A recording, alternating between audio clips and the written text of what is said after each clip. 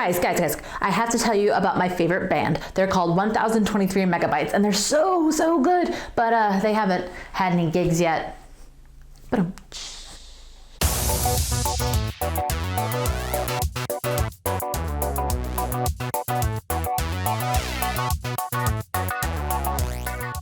Hey guys, welcome back to the Stimulus. I'm Steph, and here's what happened this week in STEM. Our first story of the week is a follow-up on a previous story because you know you wanted more Pluto. Don't even act like you didn't care.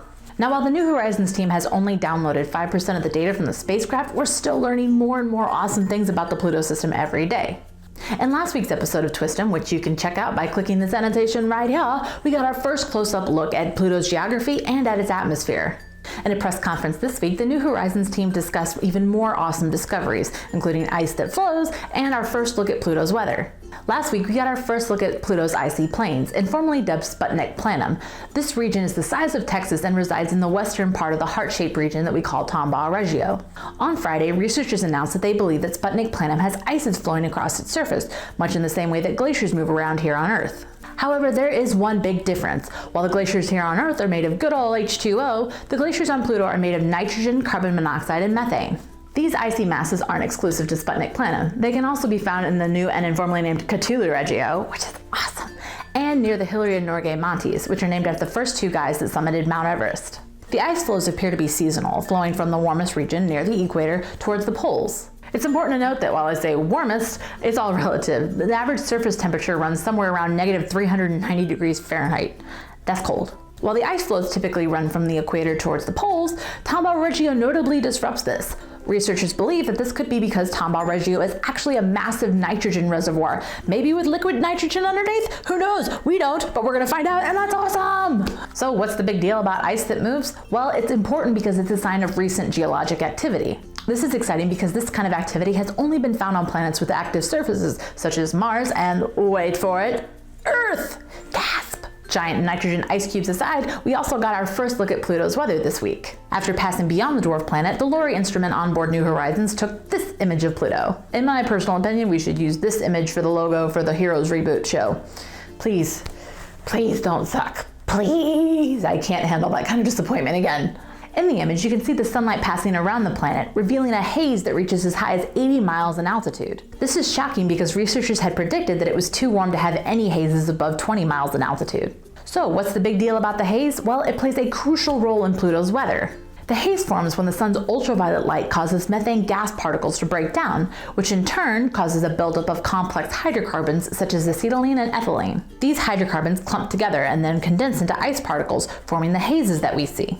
The hazes are then converted to tholins, a type of molecule that are only found naturally on icy worlds, and then the tholins rain down, giving Pluto the reddish hue that we see in the photographs. So what have we learned today? That it rains tholins on Pluto, not men. Hallelujah!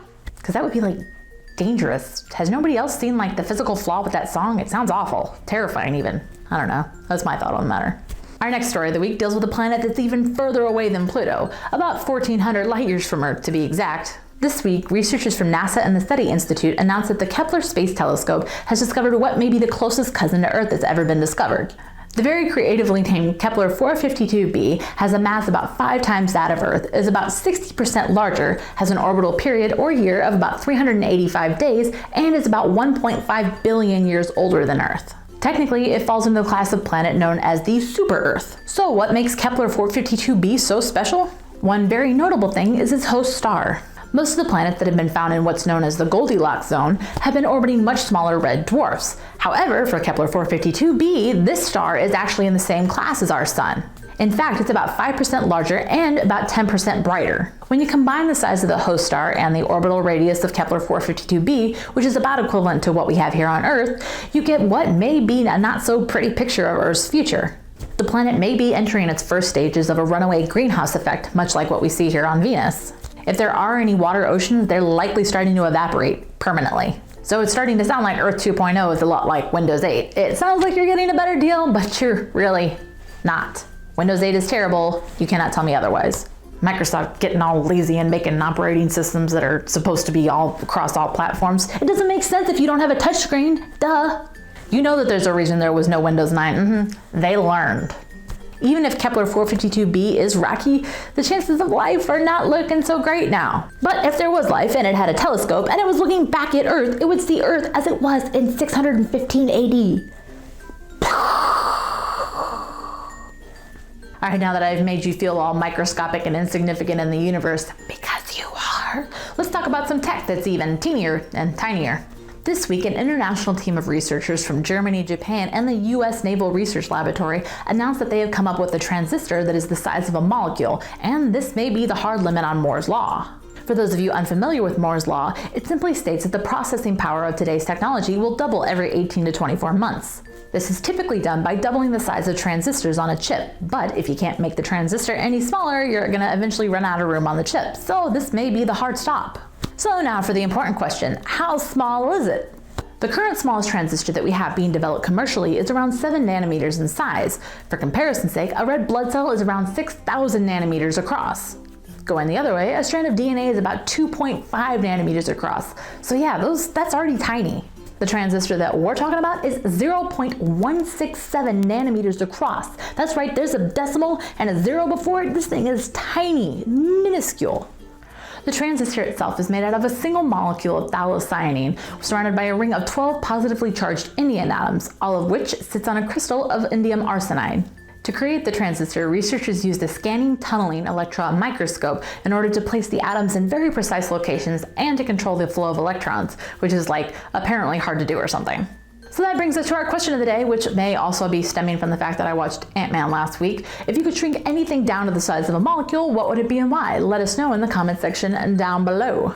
If science is your thing and you want to see more of this ridiculous face, please feel free to give the video a big thumbs up and subscribe to the channel. I'm putting out videos every weekend to talk about the latest and greatest in STEM news. As always, if you want to check out any of the stories I covered a little bit more in depth, I will include links to those in the description down below, along with links to all of my social media and my website, so check those out. Unfortunately, we didn't hit the 100% goal this week for STEMbox, so I will not be rapping on my head, but I will extend it one more week. I want to see these guys get funded early. It's an outstanding project. I can't speak to how much I support them. It's so cool. So here's the deal. If we can get STEMbox 100% funded by next Saturday, noon Pacific Standard Time, the following week on the TWISTEM, because there won't be one next week, I'll be in Space Fest in Nevada. Woo. I will rap on my head. I want these guys to get it a week early so that they have plenty of time to get additional funding. So please go do the thing. Check it out. Yeah, do it. I'm going to the Nevada Space Festival next weekend on Saturday, so I'm trying to decide if I'm going to film a TWISTEM really early and put it up kind of late, or if I'm going to do something completely different. Either way, please feel free to send me any of the really cool STEM-related news stories that you find throughout the week at @StephEvs43 on Twitter using the hashtag TWISTEM, and they just might wind up in next week's episode. I'm also looking to revive the Topic Talk series, which is something I did about 3 or 4 videos with, and then it kind of died off. I think I covered everything from orbital mechanics 101 to the science behind optical illusions. So if you have a particular scientific topic, or even if it's just something geeky that you want to know my opinion on, please feel free to submit those topics to me on Twitter using the hashtag Topic Talk. As always, I hope you guys have a wonderful rest of your weekend. Stay well, stay awesome, and I will see you next time. And now I'm off to do Relay for Life, because at 8 o'clock they have a superhero lab, and I'm so excited! My time has come.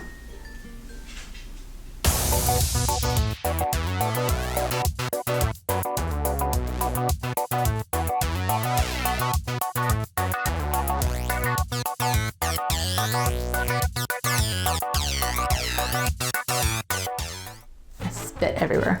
Chunks? No, it's not chunks. Pick my nose. What? No, stop that.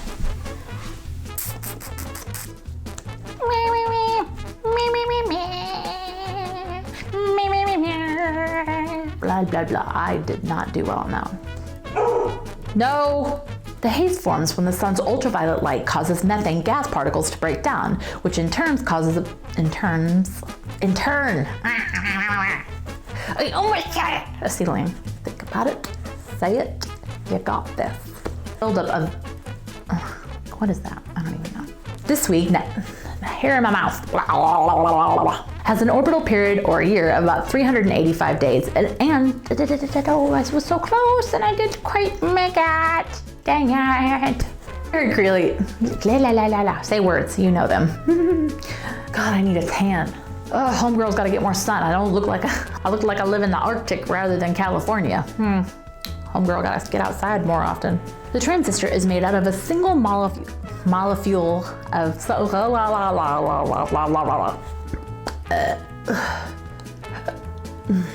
To create the transistor, researchers used the scanning. Nailed it! Nailed it! Nailed it!